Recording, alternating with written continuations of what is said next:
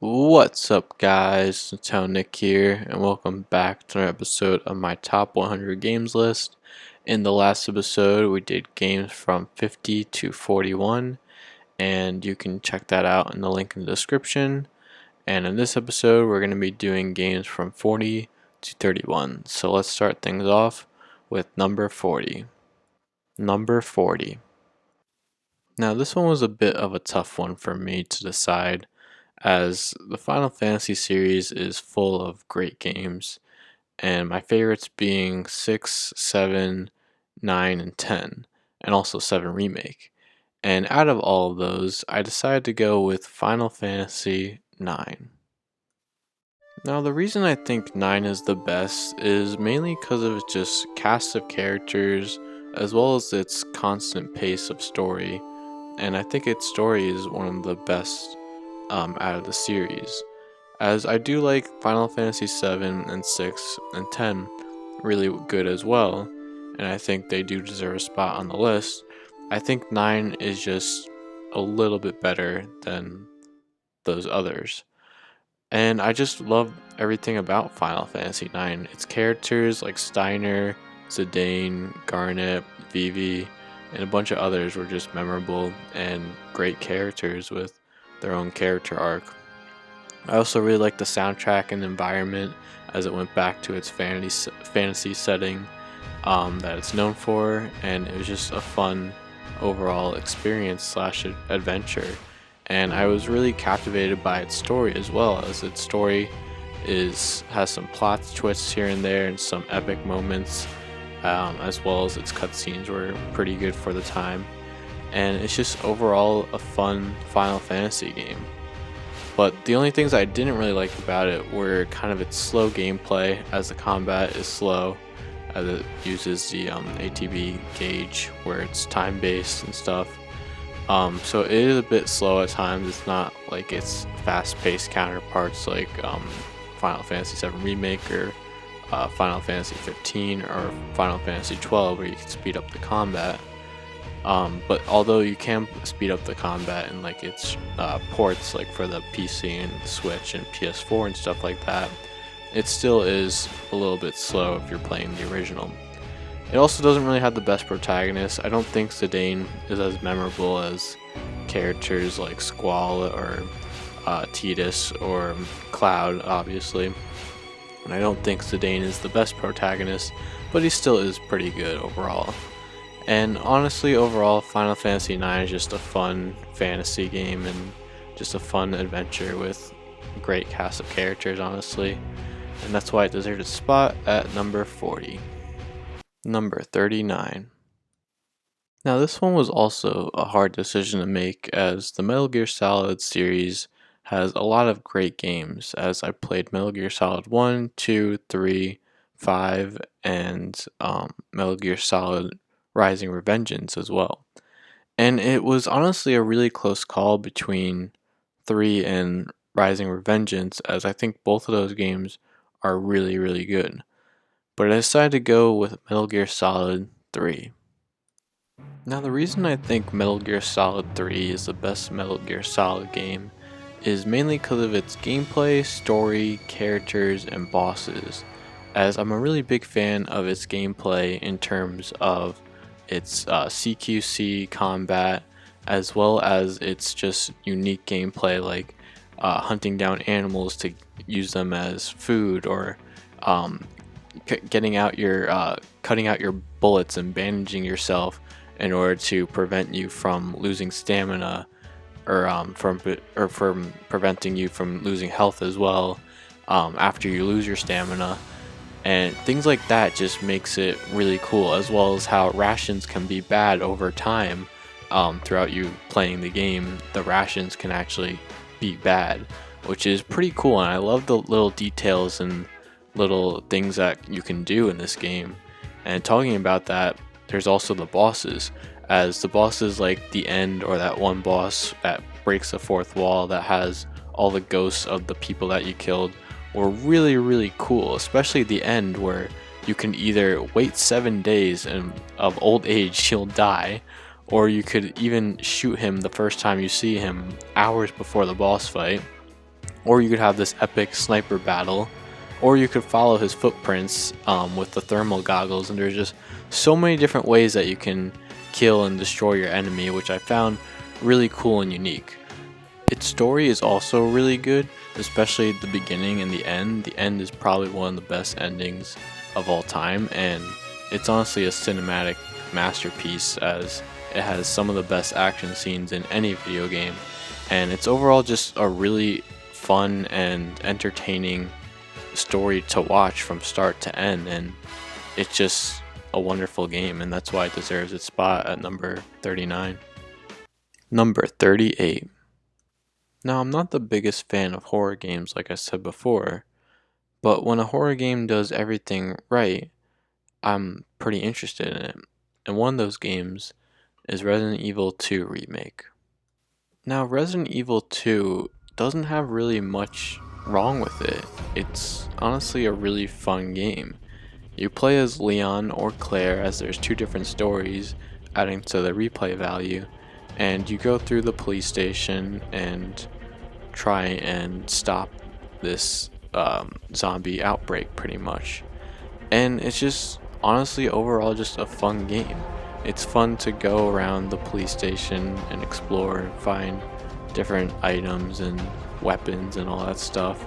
And it's honestly also really scary, especially when you meet a tyrant, or as you can also call him as Mr. X, as he comes around just at random times and just walks towards you menacingly, and it's just this tall guy with a suit and a hat, and if you knock off his hat he gets angry and he comes after you like just guns blazing trying to kill you, and you can like hear his footsteps in the distance sometimes as he's chasing you around the police station, and it's just honestly so much fun, but it's also really scary, and just the tyrant itself really makes the game, as well as just the gameplay and the fun environment, as well as just the two different stories as well, and having the replay value. It's overall just a fun game to play, but I do have to admit its story isn't the best. I wasn't really engaged by the story, and the story wasn't really an engaging factor to keep me playing. It was mainly the gameplay and the fun environment and the exploration that kept me playing the game. But overall, it's a really fun horror game, and it's a ton of fun to go back to as well, with its replay value of having Leon's story as well as Claire's story, and overall just a really fun game. Number 37. Now, this game is probably my favorite Wii U exclusive right now, as it hasn't been ported to the Switch unlike all the other Wii U games that have been ported to the Switch, as it really can only work on the Wii U as it uses the Wii U gamepad so well, and that game is Affordable Space Adventures. Now, Affordable Space Adventures is probably a game that you've never heard of, as it's one of the very few exclusives on the Wii U. And being on the Wii U, it really didn't sell well, so not many people know about it. But also being on the Wii U, it really used the Wii U gamepad that really no other game did, and that's probably the reason why it's still only on the Wii U, because of its unique gameplay on the gamepad. As you play as this pilot of this spaceship, and you're going through this weird planet that you've never seen before, and there's a bunch of other people that have also apparently have been going around planets and discovering new things, and the people that are responsible for them don't work at that area of doing the spaceships or whatever, because there hasn't been an accident since 1969 or whatever it is. And because of that, no one works there, and they're like, alright, technology takes over. And so you're going through the game, and on the Wii U gamepad, you're able to control whether you want to do electric or gas fuel, or you could choose whether to turn on your vents or turn off your vents, or whether to choose what type of landing gear you want.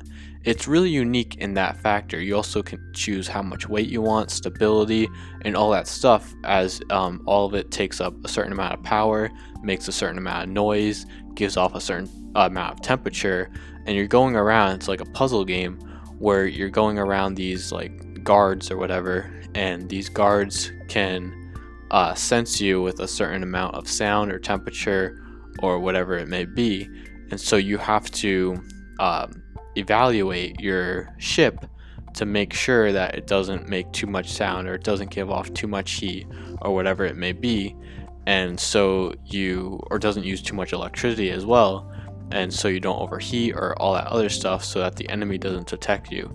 And you go through, and it's really just honestly a fun and unique experience.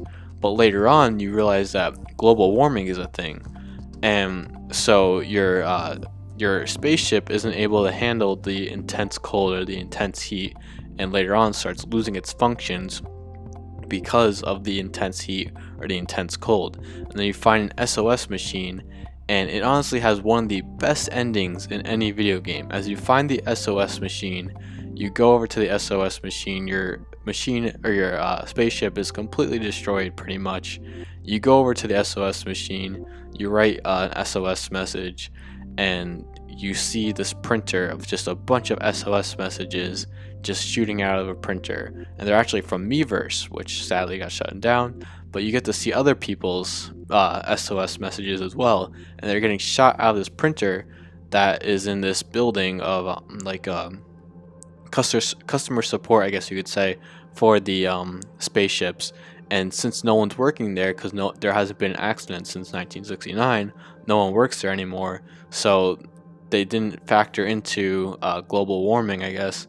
So all these people are having their spaceships get destroyed, and yet no one's able to help them because they relied so much on technology.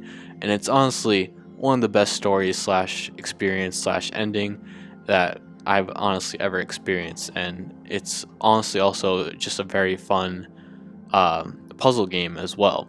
The only bad thing about it is that it's short. I think it goes for like 6 hours or something like that. So that's really the only downside. But other than that, really the best Wii U exclusive out there, and it really definitely deserves its spot at number 37. Number 36. Now, recently I've been very, very into VR, as I've pretty much played it every day since I've gotten it, which was Christmas of 2020. And I've had a lot of fun with it. And the game that I've had probably the most fun, and the game that I've probably played the most on VR so far, has been pretty much an obvious choice: Beat Saber.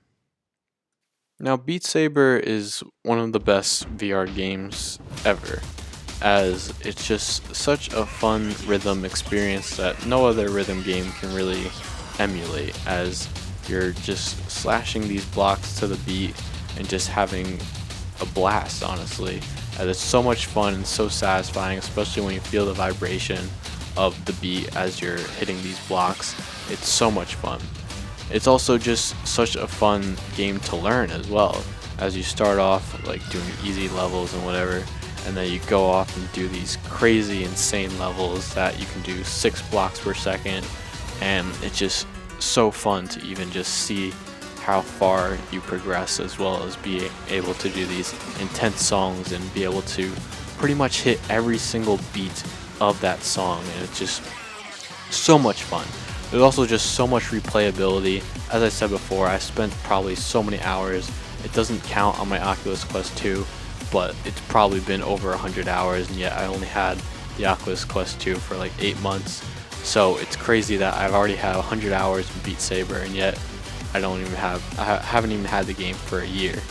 And it's just honestly such a good workout as well as just having the immersion of being able to just slash to the beat. It's so satisfying, and just the feeling of Beat Saber is so good, as well as its custom songs, as I don't think Beat Saber itself as a base game isn't really the best. I think it has a lot of good songs in its base game, but what really makes it stand out is its custom songs, and being able to play these fan-made songs, as well as being able to play like your favorite song that probably isn't on the base game of Beat Saber, but being able to play those custom songs is what really makes Beat Saber stand out, and being able to play all these crazy songs, because there's so many custom songs out there. It's crazy. And so like if you're playing like the PSVR version, Beat Saber isn't really that good, like I said, as a base game, so I don't think you can play the custom songs on PlayStation VR. But if you're playing on the Oculus Quest 2 or on PC VR, whatever it is, you're having a fun time, and it's just so much content, so much fun. It's one of the best VR games, like I said before, and I'll probably still be playing it from days on end and probably for years to come, because there's so much to do and there's so many different songs to play. Number 35. Now this was a bit of a tough one as well, as I had to decide what I thought was my favorite 2D Zelda game, and it was really close between Link's Awakening and Link Between Worlds, and I ended up going with Link Between Worlds. Now Link Between Worlds is pretty similar to Link to the Past, but with a few new changes to it, as you're able to pretty much make yourself a painting on any flat surface, and it really adds to the gameplay / uniqueness of The Legend of Zelda. All of your items use magic instead of ammo, so even things like bombs and arrows just use magic instead of ammo. It also has this cool renting system, which I thought was pretty cool, as it's kind of a risk-reward system where you could either rent your items or buy your items. But renting your items, if you die, you have to bring back to the store, and you have to either rent them or buy them again. And it kind of has this cool risk-reward system to it. And you can also do dungeons in any order you like, similar to Link to the Past. And it's honestly just overall a fun game. It has fun dungeons, fun gameplay, fun exploration. I had a ton of fun exploring Hyrule and Lorule. Also has a really good soundtrack. I love a lot of the songs in this game. And overall a really fun Zelda game. The only thing I thought was bad was the bosses, as there are a good amount of bosses that are decent. There's a few that are really good, but most of the bosses are kind of meh. They're not really the best bosses in the series, and it really wasn't the high point of Link Between Worlds. But a lot of the just gameplay, exploration, dungeons, like I said before, are really good, and it's what makes the game stand out and be really fun. And that's why it deserves its spot at number 35.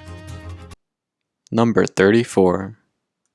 Now the Pikmin series doesn't really have a bad game, unless you count Hey Pikmin, which actually I don't really have an opinion on because I never played that game, but I heard it wasn't that good.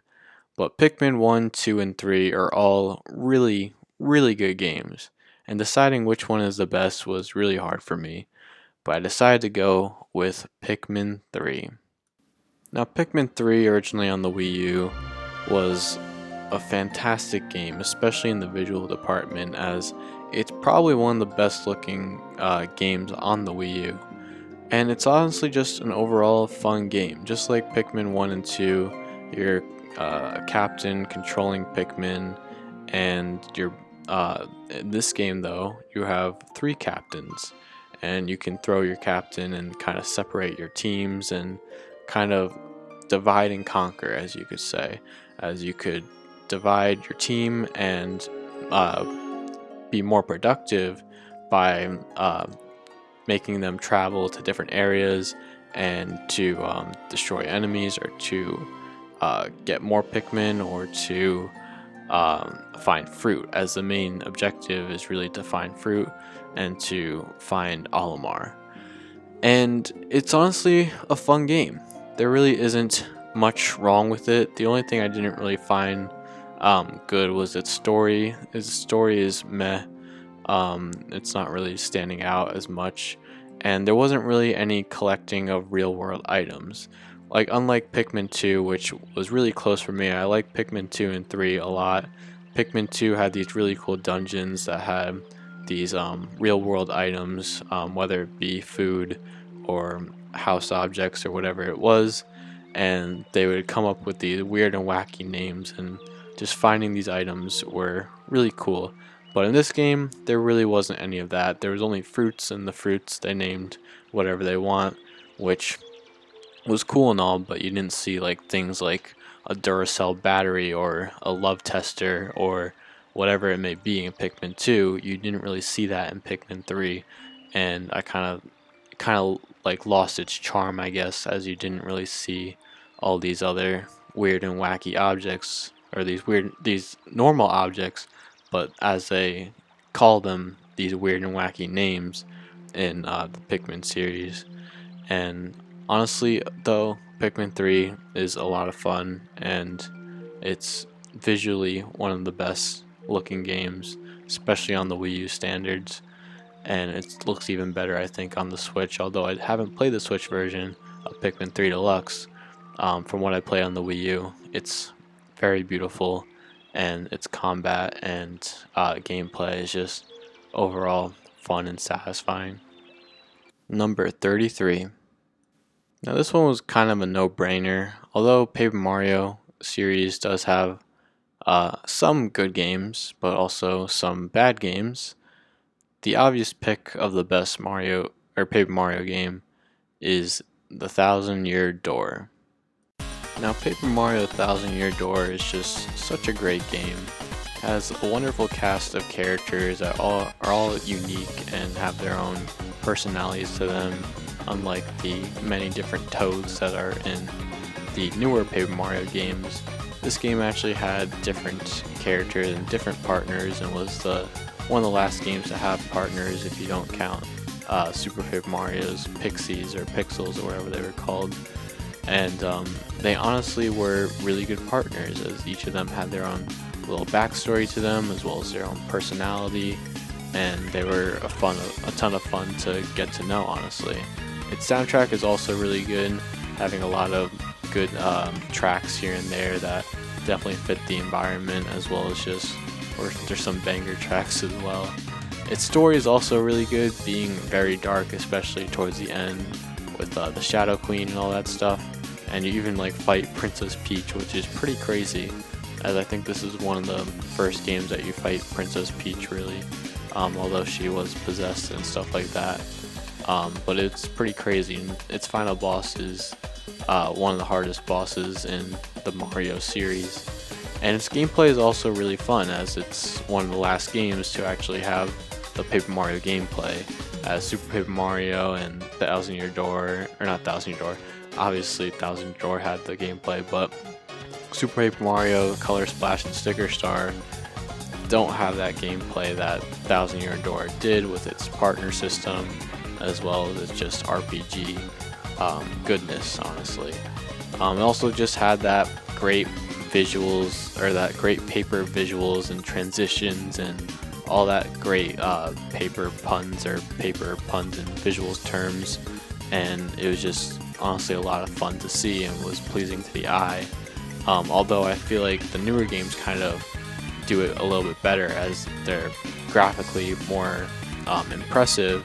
Thousand Year Door was definitely a step up from the original on the N64, and definitely had you being things like a paper airplane or a paper boat, which were really cool to see, as you saw Mario literally folded up into a boat or into a plane, which was pretty cool, and I really enjoyed that. It's also its humor, it was really funny as well, like as you got those abilities like paper plane or paper boat, it's like, haha, I'm gonna curse you. It's like, no, it's actually a good ability. Your curse actually isn't bad, it's actually good. But the only bad things I think of Thousand Year Door were some chapters are better than others. There are really good chapters, like chapter 3 or chapter 4, but then there's also some meh chapters, like chapter 2 wasn't the best, and I don't think chapter 5 was the best, or chapter 6, as I don't think they were as good as some of the other chapters. So some chapters were meh, while other chapters were really good, so it balances itself out, but there are some chapters where I'm kind of bored, and there's some chapters where I'm like really invested, so it kind of balances itself out. But there are some times where I'm just like, this is boring, I just want to get through it, kind of thing. but most of the time it was a lot of fun, and that's why it deserves its spot at number 33. Number 32. Now this game probably defined a genre.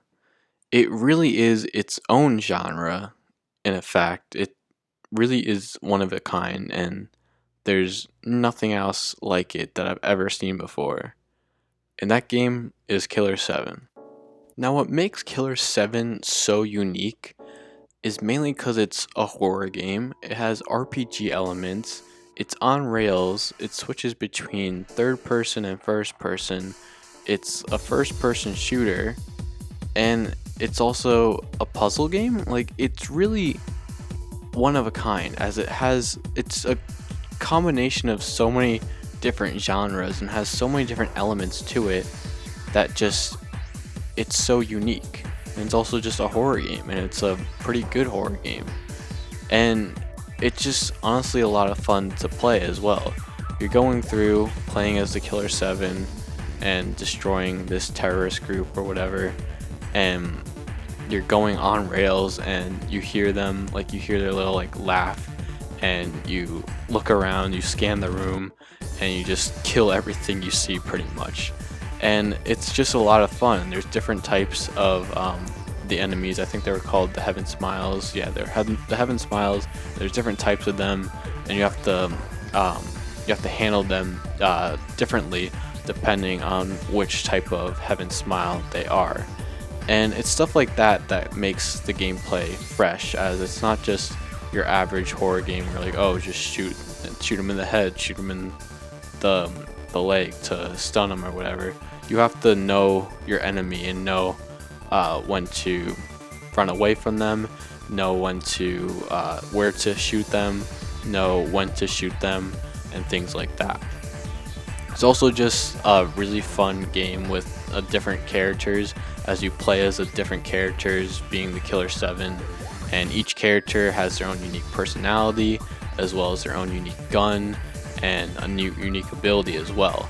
Like Masty Smith can blow up walls, Dan Smith can use his collateral shot, Coyote Smith can use like her blood to see messages or break invisible walls.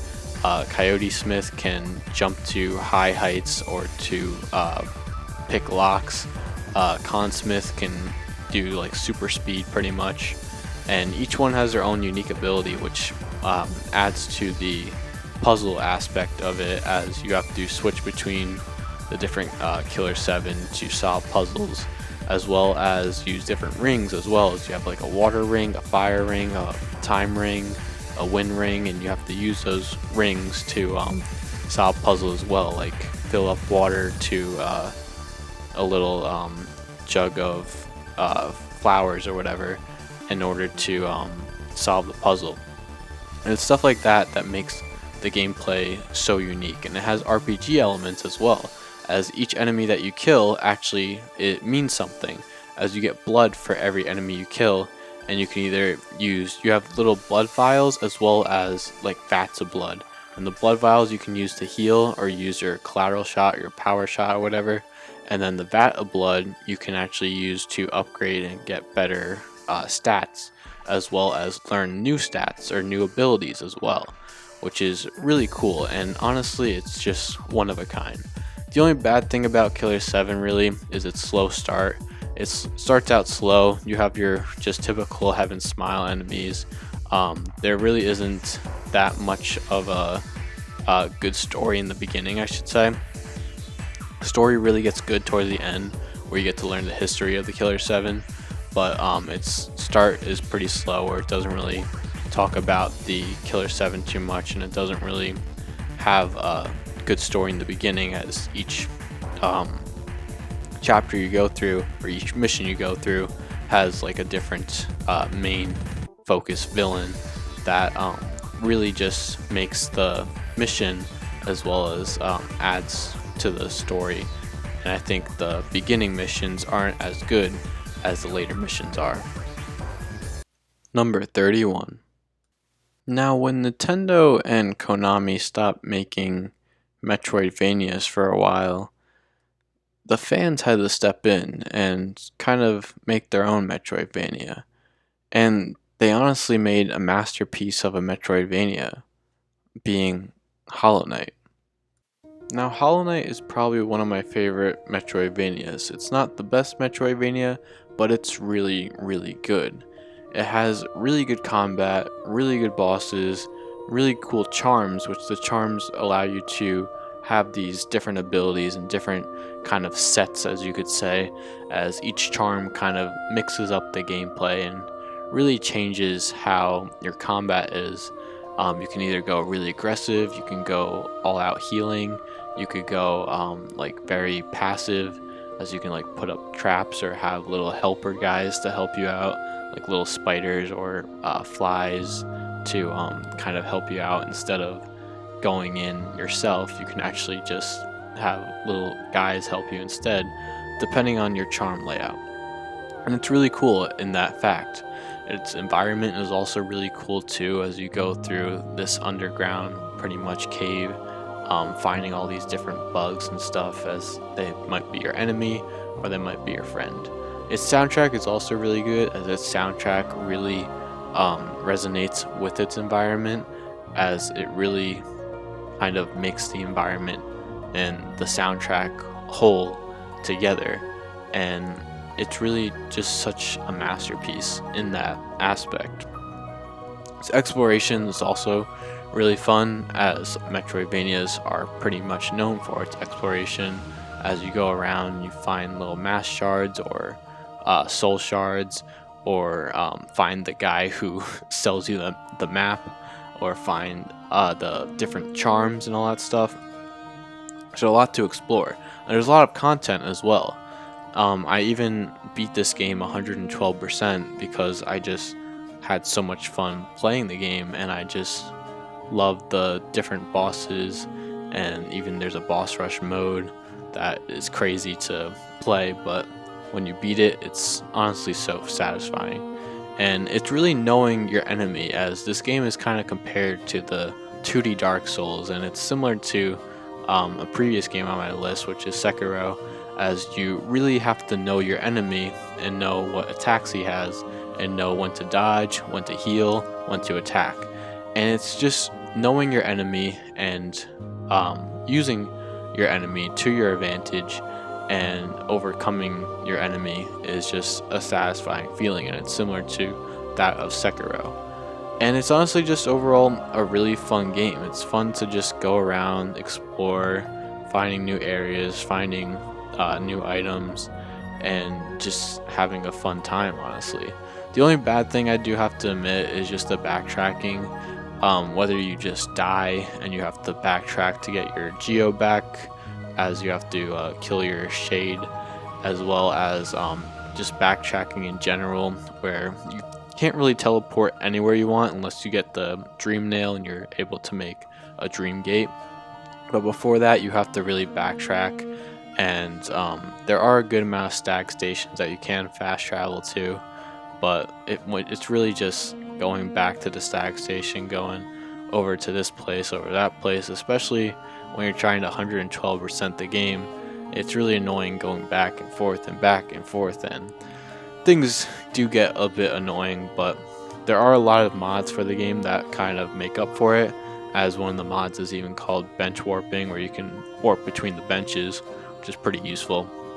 There's also other mods like where Hollow Knight has a gun, and you can use your soul to use as ammo for your gun, which is crazy. And there's just so many different mods, and it's just such a fun time to play, and it honestly motivated me to 112% the game because of just its unique bosses, and it's satisfying beating those bosses, as they're pretty tough too, especially like Nightmare Grim or the Radiance or the True Vessel. Honestly, when I beat all those bosses, it felt so satisfying, and it's honestly just such a beautiful game and a ton of fun to play, and that's why it deserves its spot at number 31. So that's going to be it, guys. That is my top 100 games, 40 through 31. I hope you guys enjoy, and stay tuned for next week, where I'll be announcing games 30 to 21, and we're going to be very close to the end soon. So stay tuned to the end, and I hope you guys enjoy the rest of these videos. Bye.